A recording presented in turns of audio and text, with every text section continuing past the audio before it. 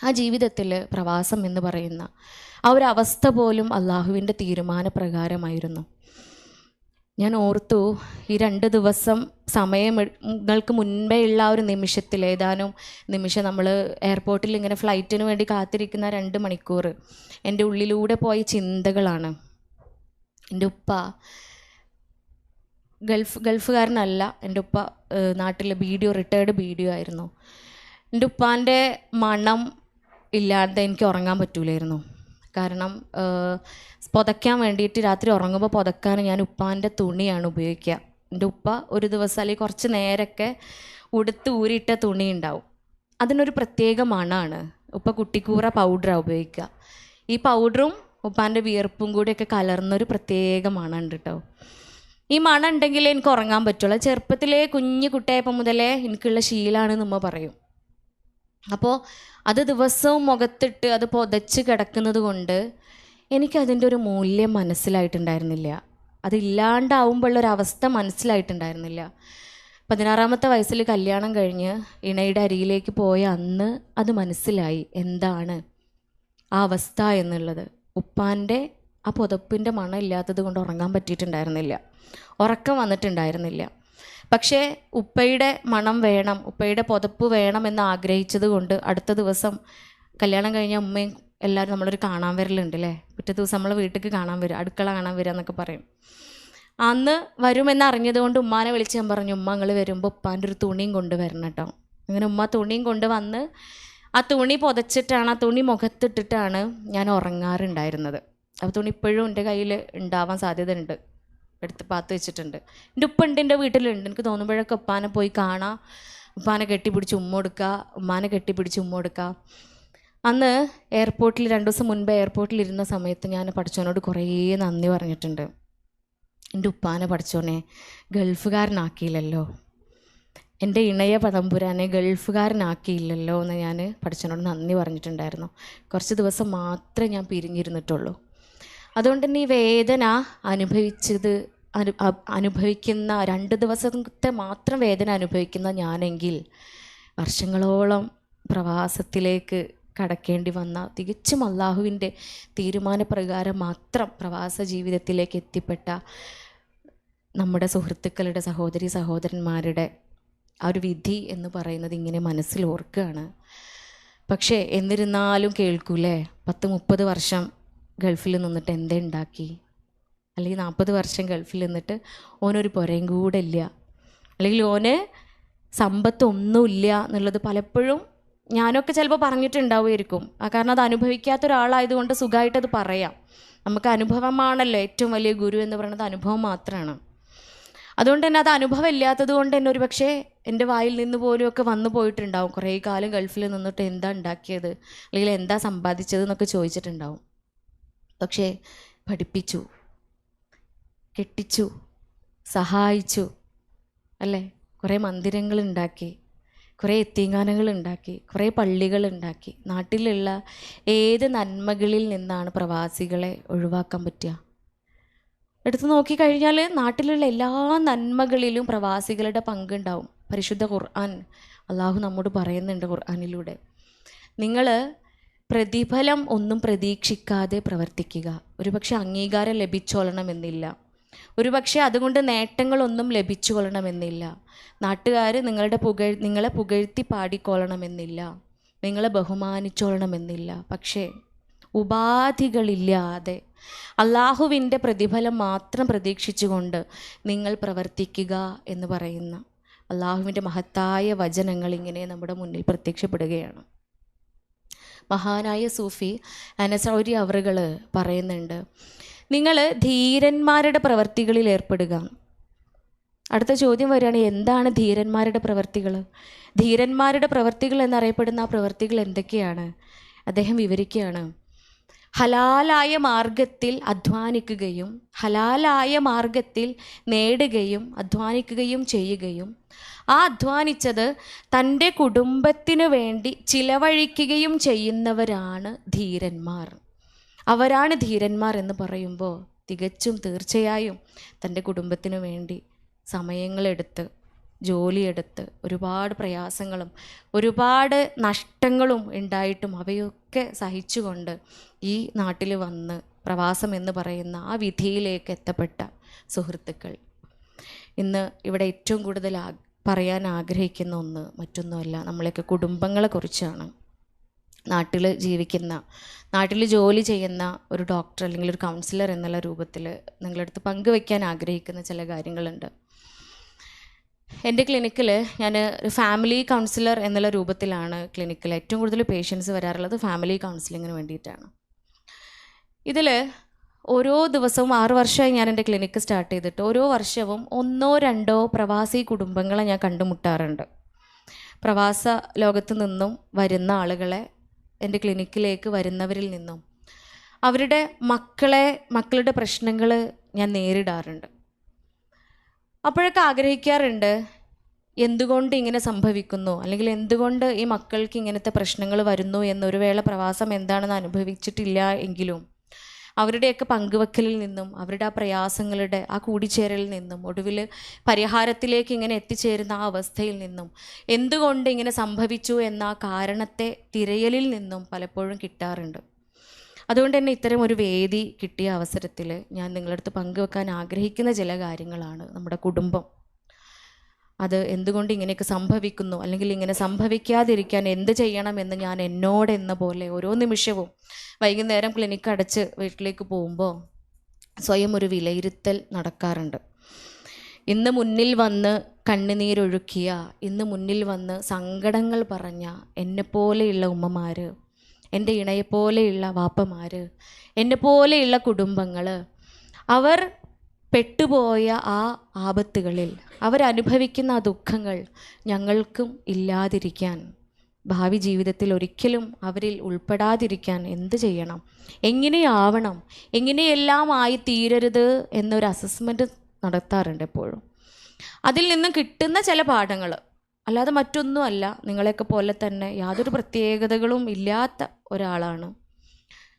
സാധാരണ ഒരു മകളാണ്, മരുമകളാണ്, ഉമ്മയാണ്, നാത്തൂനാണ്, മൂത്തച്ചിയോ ഇളച്ചിയോ ഒക്കെയാണ് അല്ലേ? നിങ്ങളൊക്കെ അതൊക്കെ തന്നെയല്ലേ? ആണല്ലോ അല്ലേ? അപ്പോൾ അതിൽ നിന്നൊന്നൊരു പ്രത്യേകതയില്ല.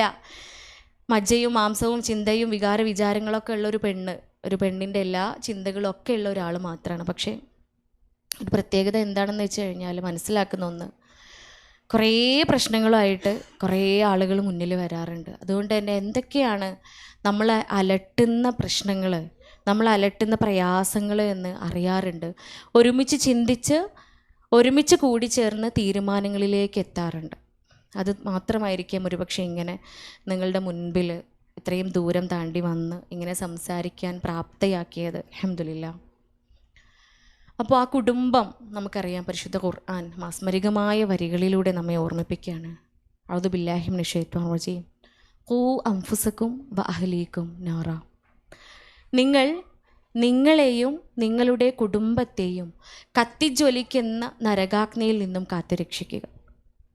നോക്കൂ, നമ്മുടെയൊക്കെ ജീവിത ലക്ഷ്യം, ഈ ഭൂമിയിൽ ജീവിക്കുന്നതിൻ്റെ ലക്ഷ്യം എന്ന് പറയുന്നത് മരണശേഷം ലഭിക്കുന്ന മോക്ഷം തന്നെയാണ്. ആ സാൽവേഷന് വേണ്ടിയിട്ടാണ് നമ്മളൊക്കെ ജീവിക്കുന്നത്. നരകശിക്ഷയിൽ നിന്നും രക്ഷപ്പെട്ട് സ്വർഗ്ഗ പൂങ്കാവനത്തിലേക്ക് പ്രവേശിക്കുക എന്നല്ലാതെ മറ്റൊരു ലക്ഷ്യവും ആധികാരികമായി നമുക്കില്ല എന്ന് പറയുമ്പോഴും ജീവിത സൗഖ്യം, ഭൂമിയിലെ ജീവിത സൗഖ്യം കൂടി നമ്മൾ ലക്ഷ്യം വെക്കുന്നുണ്ട്. ഭൂമിയിൽ ജീവിക്കുമ്പോൾ സമാധാനത്തോടെ, സന്തോഷത്തോടെ, സംതൃപ്തിയോടെ ജീവിക്കാൻ സാധിക്കണമേ എന്ന് കൂടി പ്രാർത്ഥനകളിൽ നമ്മൾ ഉൾപ്പെടുത്താറുണ്ട്. പരീക്ഷണങ്ങളിൽ വിജയിക്കുന്നവരുടെ കൂട്ടത്തിൽ എന്നെ നീ ഉൾപ്പെടുത്തണമേ എന്ന് ഓരോ ശ്വാസത്തിലും ഓരോ പ്രാർത്ഥനയിലും നമ്മൾ ഉൾപ്പെടുത്താറുണ്ട്.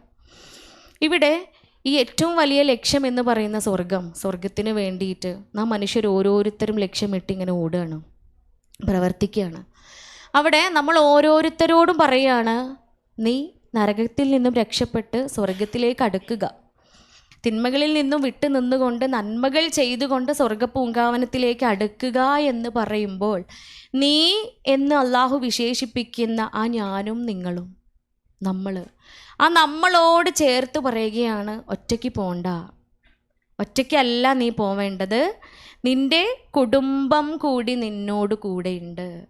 ആ കുടുംബത്തെ കൂടി ചേർത്ത് പിടിച്ചുകൊണ്ട്, ആ കുടുംബത്തെ കൂടി കൈ പിടിച്ചുകൊണ്ട് നീ സ്വർഗത്തിലേക്ക് അടുക്കുക. നരകശിക്ഷയിൽ നിന്നും നീ രക്ഷപ്പെടുക. നീ നിന്നെയും നിന്റെ കുടുംബത്തെയും കത്തിജ്വലിക്കുന്ന നരകാഗ്നിയിൽ നിന്നും കാത്തുരക്ഷിക്കുക. സുബ്ഹാനല്ലാഹ്. ഒരുപാട് സംവിധാനങ്ങളുള്ള ഈ ഭൂമിയിൽ ഒരുപാടേറെ സംവിധാനങ്ങളുണ്ട്, കൂട്ടുകളുണ്ട്. ഇവയിൽ ഏറ്റവും കൂടുതൽ ഒരു മനുഷ്യന് സംരക്ഷണം നൽകുന്ന രക്ഷാകവചമായി മാറുന്ന ഒരു സംവിധാനം കുടുംബമല്ലാതെ അത് വേറൊന്നുമല്ല. അത് പലപ്പോഴും തോന്നാറുണ്ട്. പല പ്രശ്നങ്ങളുമായിട്ട് മുൻപിൽ വരുന്ന ആളുകൾ അവർ വരാറുള്ളത് കൂട്ടുകാരുടെ കൂടെ ആവാറില്ല. അവർ വരുന്നത് നാട്ടുകാരുടെ കൂടെ ആവാറില്ല. അവർ വരുന്നത് അവരുമായി ബന്ധപ്പെട്ട ബിസിനസ് പാർട്ട്നേഴ്സിൻ്റെയോ അല്ലെങ്കിൽ അവരുടെ കോവർക്കേഴ്സിൻ്റെയോ അവരുടെ ഫ്രണ്ട്സിൻ്റെയോ ഒന്നും കൂടെ ആവാറില്ല. ഇവരൊക്കെ പ്രശ്നവും പ്രയാസവും വന്ന് തളർന്നു പോകുമ്പോൾ അവരെയൊക്കെ ചേർത്ത് പിടിച്ച് അവർ വരാറുള്ളത് പ്രശ്നപരിഹാരം കിട്ടണമേ എന്ന് പറഞ്ഞ് വരാറുള്ളത് കുടുംബത്തിൻ്റെ കൂടെയാണ്. അതൊരു പക്ഷേ കൗമാരപ്രായത്തിലുള്ള കുട്ടികളാവാം, സ്ത്രീകളാവാം, പുരുഷന്മാരാവാം, ചെറിയ മക്കളാവാം.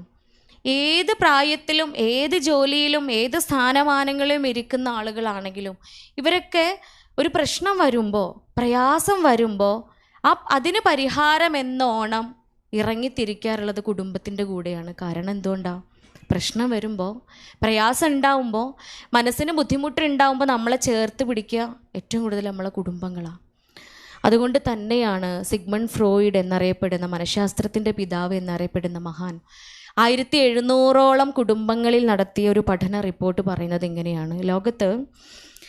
ലോകത്ത് ഉള്ള എല്ലാ മനുഷ്യന്മാരിലും മനോരോഗികൾ എന്നറിയപ്പെടുന്ന ആളുകളിൽ, മനസ്സിൻ്റെ പ്രയാസം അനുഭവിക്കുന്ന ആളുകളിൽ, മനപ്രയാസങ്ങളും അല്ലെങ്കിൽ മനസ്സിൻ്റെ ബുദ്ധിമുട്ടുകൾ അനുഭവിക്കുന്ന ആളുകളിൽ അവരുടെയൊക്കെ മനോരോഗങ്ങൾക്ക്, മനോവിഭ്രാന്തികൾക്ക് 75% കാരണവും അവരുടെ കുടുംബ ബന്ധങ്ങൾക്കിടയിലുണ്ടാവുന്ന, കുടുംബ ബന്ധങ്ങൾക്കുള്ളിലുണ്ടാവുന്ന ശിഥിലതയാണ്, വിള്ളലുകളാണ്, പ്രശ്നങ്ങളാണ് എന്ന്. ഇത് 1700ഓളം കുടുംബങ്ങളിൽ നടത്തിയ ഒരു പഠന റിപ്പോർട്ടാണ്. ഏകദേശം 15 വർഷക്കാലം എടുത്ത് നടത്തിയ ഒരു പഠനത്തിൻ്റെ റിപ്പോർട്ടാണത്. നമുക്ക് പഠിക്കാനുള്ള മനഃശാസ്ത്ര ബുക്സുകളിലൊക്കെ അവൈലബിൾ ആയിട്ടുള്ള റെഫറൻസ് ആണത്. ഗൂഗിളിൽ അടിച്ചു നോക്കിയാൽ നമുക്ക് വ്യക്തമായിട്ട് കിട്ടും. ഇത് ഒരു പക്ഷേ 15 വർഷത്തെ ഒരു പഠന റിപ്പോർട്ട് ശാസ്ത്രം പുരോഗമിച്ചതിൻ്റെ ഫലമായിട്ട് സിഗ്മണ്ട് ഫ്രോയിഡ് എന്ന് അറിയപ്പെടുന്ന മഹാൻ ഒരുപാട് ശാസ്ത്രജ്ഞന്മാരുടെ സഹായത്തോടു കൂടിയിട്ട് നടത്തിയൊരു പഠന റിപ്പോർട്ടാണ്. പക്ഷേ തികച്ചും ഇല്ലിറ്ററേറ്റ് ആയിരുന്ന മുഹമ്മദ് മുസ്തഫ സ്വല്ലല്ലാഹു അലൈഹി വസല്ലമ യാതൊരു ശാസ്ത്രത്തിൻ്റെയും പിൻബലമില്ലാതെ, യാതൊരു ശാസ്ത്രത്തെയും കൂട്ടുപിടിക്കാതെ നമ്മെ ഓർമ്മിപ്പിക്കുകയാണ്, നമ്മോട് പഠിപ്പിക്കുകയാണ്, നിങ്ങൾ കുടുംബബന്ധം ഊട്ടിയുറപ്പിക്കുക.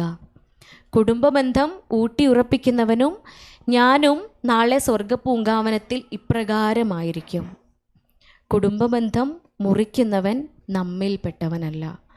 വീണ്ടും വീണ്ടും ചരിത്രം നമ്മെ ഓർമ്മിപ്പിക്കുക. ഒരിക്കൽ റസൂൽ കരീം സല്ലല്ലാഹു അലൈഹി വസല്ലമയുടെ പള്ളിയിൽ ഹബീബ് സുജൂദ് ചെയ്യുന്ന ഭാഗത്ത് ഒരാൾ വന്ന് മൂത്രമൊഴിക്കുകയാണ്.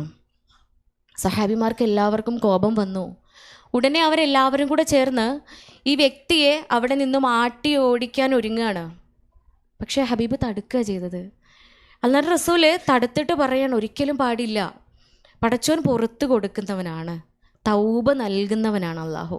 പടച്ചോൻ ക്ഷമിച്ചു കൊടുക്കും, പുറത്തു കൊടുക്കും. അദ്ദേഹത്തെ ഉപദേശിക്കുകയും ഗുണദോഷിക്കുകയും ചെയ്യുകയാണ് നാം ചെയ്യേണ്ടത് എന്ന് ഉണർത്തി ആ സദസ്സിനെ ഒതുക്കുകയാണ് ഹബീബ് ചെയ്തത്. ആ ഹബീബ് മറ്റൊരവസരത്തിൽ യാതൊരു പ്രകോപനവും കൂടാതെ തൻ്റെ സദസ്സിൽ നിന്നും ഒരാളെ എഴുന്നേൽപ്പിച്ച് അവിടെ നിന്നും പറഞ്ഞയക്കുകയാണ്. സഹാബിമാർക്കെല്ലാം അത്ഭുതം തോന്നി. അവരെല്ലാം ചോദിച്ചു, എന്തുകൊണ്ടാണ് ഒരു കാരണവുമില്ലാതെ, യാതൊരു കാരണവും കൂടാതെ തന്നെ ആ വ്യക്തിയെ ഈ സദസ്സിൽ നിന്നും പറഞ്ഞയച്ചത്?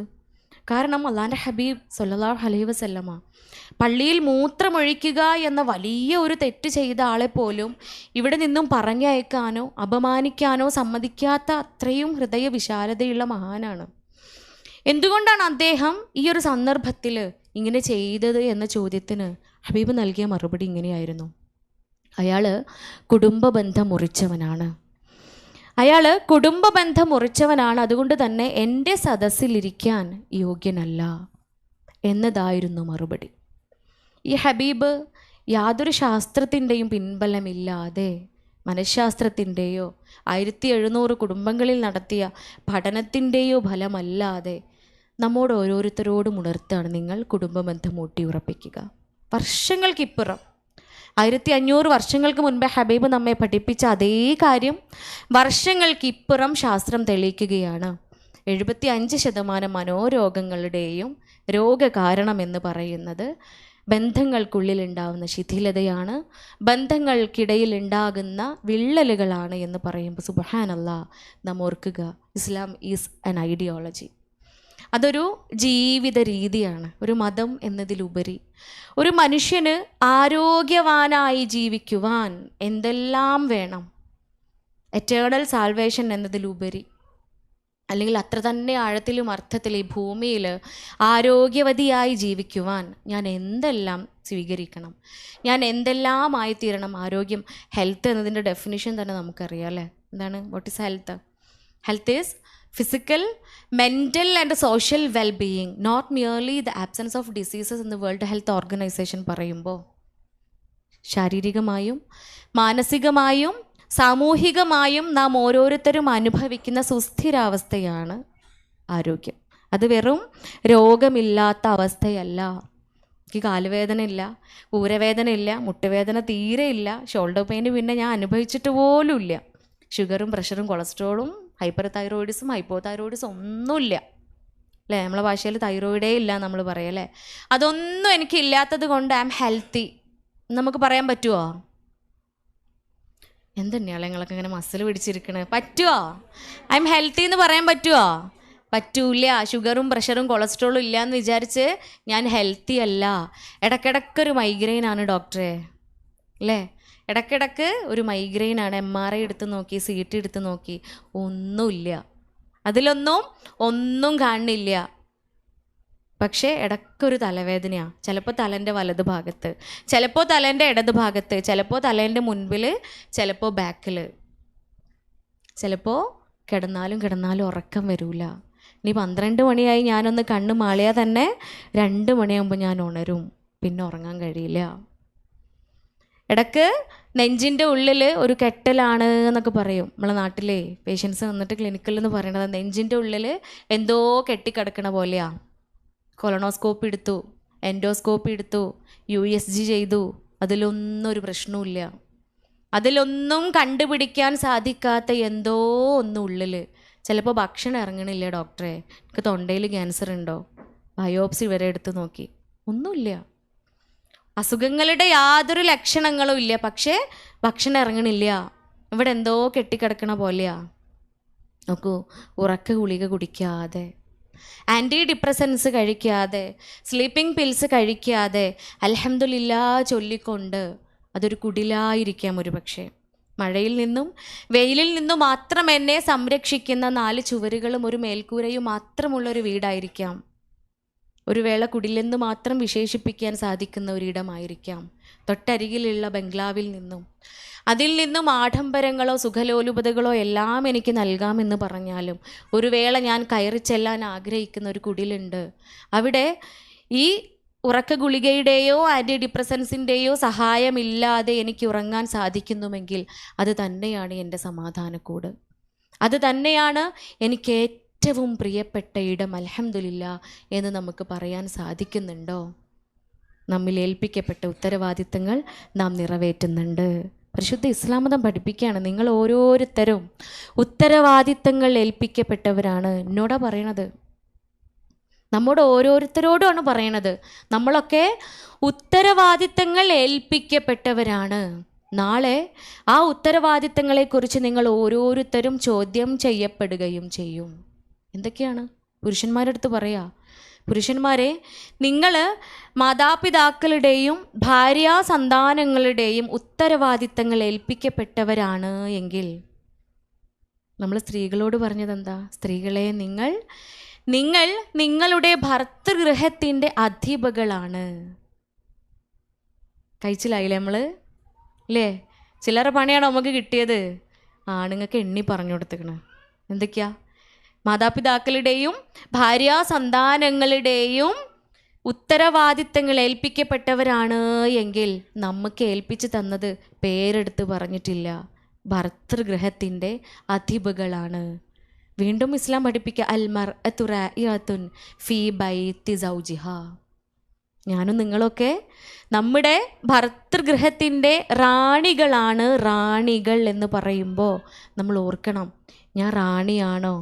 എന്നിൽ ഏൽപ്പിക്കപ്പെട്ട ഉത്തരവാദിത്തങ്ങൾ ആരൊക്കെയാണ്? ഭർതൃഗൃഹമാണ്, എൻ്റെ ഭർത്താവിൻ്റെ വീടാണ്, ഞാൻ കയറി ചെന്ന ഇടമാണ്. അള്ളാഹുവിനെ സാക്ഷ്യം നിർത്തിക്കൊണ്ട് ഉത്തരവാദിത്തം, എൻ്റെ മുഴുവനായും ഉത്തരവാദിത്തം ഏൽപ്പിക്കപ്പെട്ടുകൊണ്ട് എന്നെ കൈ പിടിച്ച് സ്വീകരിച്ച എൻ്റെ ഇണ എൻ്റെ ഉത്തരവാദിത്തമാണ്. നാളെ ചോദ്യം ചെയ്യപ്പെടും. എൻ്റെ ഉമ്മ ഉപ്പ, എന്നെ പ്രസവിക്കാത്ത, എന്നെ നൊന്ത് പ്രസവിക്കാത്ത എൻ്റെ ഉമ്മ, എന്നെ ജനിപ്പിക്കാത്ത എൻ്റെ ഉപ്പ, അവിടെയുള്ള ഓരോ ബന്ധങ്ങളും നമുക്കറിയാം. നമ്മളൊക്കെ ഒരു റോളല്ല അല്ലേ? നാടകത്തിൽ അഭിനയിക്കുകയാണെങ്കിൽ നല്ല സുഖമാണ്, അല്ലെങ്കിൽ സീരീസിലോ സീരിയലിലോ സിനിമയിലൊക്കെ അഭിനയിക്കുകയാണ്, ഒരു റോൾ അഭിനയിച്ചാൽ മതി ഒരാൾക്ക് അല്ലേ? മികച്ച നടിക്കുള്ള അവാർഡ് ഒരാൾക്കാണ് കിട്ടുക. മികച്ച നടിക്കുള്ള അവാർഡ് തന്നെ അയാൾക്ക് തന്നെ സഹനടിക്കുള്ള അവാർഡ് കിട്ടുമോ? ഇല്ല, സഹനടി വേറെയാ, അല്ലെങ്കിൽ വില്ലന് വേറെയാണ്. ഓരോരുത്തർക്കും ഓരോ റോളുകളാ. പക്ഷെ ഞാൻ അങ്ങനെയല്ല. എൻ്റെ ജീവിതമാകുന്ന ഈ നാടകത്തിൽ ഞാൻ എത്ര റോളുകൾ അഭിനയിക്കുന്നുണ്ട്. ആലോചിച്ച് നോക്കി, ഒരു മകളുടെ റോള്, അവിടെ മികച്ച മകൾക്കുള്ള അവാർഡ് എനിക്ക് തന്നെ കിട്ടണം. ഞാനൊരു ഭാര്യയുടെ റോള്, അതേ സമയം മകളാവുന്നതോടൊപ്പം ഞാനൊരു ഭാര്യയാവുന്നുണ്ട്. ഈ മകളും ഭാര്യയും ആവുന്നതിനോടൊപ്പം ഞാൻ ഉമ്മയാണ്, മരുമകളാണ്, നാത്തൂനോ മൂത്തച്ചിയോ ഇളച്ചിയോ ആണ്. നിങ്ങൾ പല നാട്ടിലുള്ള ആൾക്കാരുണ്ട്, നിങ്ങൾ മൂത്തച്ചി ഇളച്ചിയൊക്കെ മനസ്സിലാവുമോ? നിങ്ങളെ ജ്യേഷ്ഠൻ്റെ ഭാര്യയാണ് മൂത്തച്ചി, അനിയൻ്റെ ഭാര്യയാണ് ഇളച്ചി. ഞാൻ പക്ക മലപ്പുറം ജില്ലക്കാരി ആയതുകൊണ്ടേ ഇടയ്ക്കൊക്കെ ആ കൊളോക്കിയൽ ലാംഗ്വേജ് ആ സ്പിരിറ്റിൽ അങ്ങോട്ട് വന്നു. അപ്പോൾ തിരിയാത്ത എന്തെങ്കിലും ഉണ്ടെങ്കിൽ ചോദിക്കട്ടാ. കാസർഗോഡ് ക്ലാസ്സിന് പോകുമ്പോഴേ, ഞാൻ ആദ്യമായിട്ട് കാസർഗോഡ് ക്ലാസ്സിന് പോയ സമയത്ത് ട്രെയിനിലിരുന്നിട്ട് 2-3 വർഷങ്ങൾക്ക് മുൻപേ ട്രെയിനിലിരുന്നിട്ട് നൗഷാദ് ഖാൻ അടുത്ത് ഞാൻ ചോദിച്ചു, അല്ല നൗഷാക്കേ, നമ്മൾ കാസർഗോഡേക്കാണ് ക്ലാസ്സിന് പോകണം, അത് മഞ്ചേശ്വരമാണ്, ഏകദേശം മംഗലാപുരം അടുത്തെത്തി. കാസർഗോഡ് ക്ലാസ്സിന് പോവാണ്, നമ്മൾ മലപ്പുറത്തു നിന്നാണ് പോണത്. ഞാനാണെങ്കിൽ അറിയാതെ മലപ്പുറം സ്ലാങ് പറഞ്ഞു പോവുകയും ചെയ്യും. ഞാൻ പറയണത് ഓൽക്ക് തിരിയുമോ എന്ന് ചോദിച്ചു. നൗഷാദ് ഖാൻ എൻ്റെ അടുത്ത് പറയാം, ഒന്നെങ്കിൽ ഓൽക്ക് തിരിയും, അല്ലെങ്കിൽ ഓല് നട്ടം തിരിയും. തിരിഞ്ഞിട്ടില്ലെങ്കിൽ ഉറപ്പല്ലേ നട്ടം തിരിയും എന്നുള്ളത്. അതുപോലെ നിങ്ങൾ നട്ടം തിരിയണുണ്ടെങ്കിൽ ചോദിക്കട്ടാ. അപ്പോൾ ഈ മൂത്തച്ചി ഇളച്ചി ഇതൊക്കെ ഞാൻ അഭിനയിച്ചു കൊണ്ടിരിക്കുന്ന റോളുകളാ. നാളെ എൻ്റെ ഈ നാടകത്തിന് അവാർഡ് പ്രഖ്യാപിക്കും. അവിടെ അവാർഡ് പ്രഖ്യാപിക്കുന്ന സമയത്ത് മികച്ച മകൾക്കുള്ള അവാർഡ് എനിക്ക് കിട്ടണം, മികച്ച മരുമകൾക്കുള്ള അവാർഡും മികച്ച ഉമ്മയ്ക്കുള്ള അവാർഡും മികച്ച നാത്തൂനും മൂത്തച്ചിക്കും ഇളച്ചിക്കും അമ്മായിക്കും മൂത്തമ്മാക്കും ഒക്കെ ഉള്ള അവാർഡ് ഇൻഷാ അല്ലാഹ് എനിക്ക് കിട്ടണമെന്ന ആഗ്രഹം എൻ്റെ ജീവിതത്തിൽ എപ്പോഴും ഉണ്ടാവണം എന്നാണ് നേരത്തെ പറഞ്ഞ വൈകുന്നേരങ്ങളിൽ സംഭവിക്കുന്ന അസസ്മെൻറ്റിൽ പലപ്പോഴും കാണാറുള്ളത്. കാരണം എല്ലാ മരങ്ങളും ഫലങ്ങൾ നൽകുന്നതാണ്. അല്ലാൻ്റെ ഹബീബ് സല്ലല്ലാഹു അലൈഹി വസല്ലമ നമ്മോട് ഉണർത്തുക, എല്ലാ മരങ്ങളും നിങ്ങൾക്ക് മധുരമുള്ള ഫലങ്ങൾ നൽകുന്നുണ്ട്, പക്ഷേ മനുഷ്യ മനസ്സ് നൽകുന്ന ഫലങ്ങളാണ് നമ്മുടെ മക്കൾ. കുടുംബം കൂടുമ്പോൾ ഇമ്പം പകരുന്ന ആ കുടുംബത്തെ ഒരു ചങ്ങലയോട് നമ്മൾ ഉപമിക്കുകയാണെന്നുണ്ടെങ്കിൽ, ചങ്ങല നമുക്കൊക്കെ അറിയാം, ചങ്ങല നമ്മൾ ഉപയോഗിക്കുക എന്തിനാ? 2 വസ്തുക്കൾ പരസ്പരം കൂട്ടിച്ചേർക്കാൻ വേണ്ടിയിട്ടാണ് അല്ലേ? അകന്നു പോവാതെ ചേർത്ത് വെക്കാൻ വേണ്ടിയിട്ട് നമ്മൾ ഉപയോഗിക്കുന്ന ഒരു ഉപകരണമാണ് ചങ്ങല. ഈ ചങ്ങല വാങ്ങുമ്പോൾ നമ്മൾ കട്ടിയുള്ള ചങ്ങല വാങ്ങും. ഇങ്ങനെ പൊട്ടിച്ച് വലിച്ചു നോക്കുമ്പോഴത്തേന് പൊട്ടുന്ന ചങ്ങല നമ്മൾ വാങ്ങൂല. കാരണം എന്താണോ അതിൻ്റെ പ്രവൃത്തി, അത് നടക്കാത്ത ഒന്നിനെ നമ്മൾ വാങ്ങിയിട്ട് കാര്യമില്ല. അതുകൊണ്ട് തന്നെ അതിൻ്റെ കണ്ണികൾ ഏറ്റവും ദൃഢമുള്ള കണ്ണികളാവാൻ, അതിൻ്റെ കണ്ണികൾ ഏറ്റവും ശക്തിയുള്ള ഏറ്റവും ബലമുള്ള കണ്ണികളാണോ എന്ന് നമ്മൾ ചെക്ക് ചെയ്തിട്ടേ ചങ്ങല വാങ്ങുള്ളൂ. അതിൻ്റെ 2 അറ്റങ്ങളിൽ കൂട്ടിക്കെട്ടുന്ന ആ വസ്തുക്കൾ പരസ്പരം പിരിഞ്ഞു പോവാൻ പാടില്ല, പരസ്പരം അകന്നു പോവാൻ പാടില്ല. ആ ചങ്ങലയോടാണ് നാം നമ്മുടെ കുടുംബത്തെ ഉപമിക്കുന്നത് എങ്കിൽ ആ ചങ്ങലയുടെ ആദ്യത്തെ 2 കണ്ണികൾ നമ്മുടെ ഇണകളാണ്. ഒരു കുടുംബം ഉണ്ടാവുന്നത് തികച്ചും വ്യത്യസ്തരായ 2 പേർ, ആണിൽ നിന്നും പെണ്ണിൽ നിന്നുമാണ്. യാതൊരു സാമ്യതകളും ഇല്ല അല്ലേ? അതുകൊണ്ടല്ലേ സുബ്ഹാനല്ലാഹ് പരിശുദ്ധ ഖുർആൻ ആണിനെയും പെണ്ണിനെയും ഉപമിച്ചിട്ടുള്ളത് രാവിനോടും പകലിനോടുമാണ്. രാത്രിയും